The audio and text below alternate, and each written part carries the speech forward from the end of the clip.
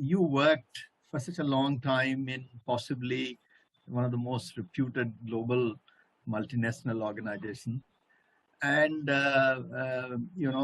by now we have good number of Indian multinationals, and with significant global presence, etc., etc.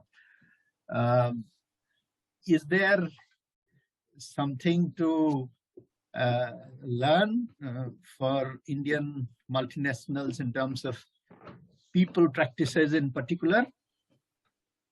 Oh, yes. I think one of the great weaknesses of Indian industry is people practices.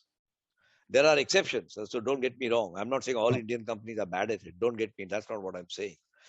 But the amount of people orientation, Indian companies do people orientation intuitively. ये मेरा भतीजा है, इसको नौकरी दिलाना है. That's an intuitive form of people orientation. आखिर मेरा बेटा है, आखिर इनके साथ रिश्ता रखना है. We have to have a relationship. So there's a lot of intuition, which I am not at all against. I'm not saying that's a bad thing. Multinationals do their people orientation through process. If Indian companies can put more process and retain their vasta, as they call it, in Arabic we use the word vasta. In Chinese they call it guanxi. So if we have guanxi or vasta, or what we here will call contact in India, and it can be accompanied by a process orientation, then Indian companies will do very well. Indian companies, if they can engineer their people processes without losing their intuition, then it will be fantastic.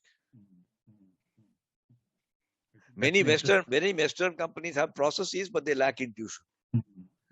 So in this, left brain and right brain have to be matched.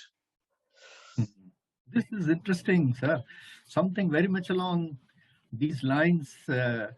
Late Mr. Kurian Varghese of Amul fame had said this, that India, in its intuitive sense, has great strength, and if it can blend the best of practices and technologies that we can adopt from the world, that's when it will have its place in the sun. So very much along these lines. I think that's a great point, and that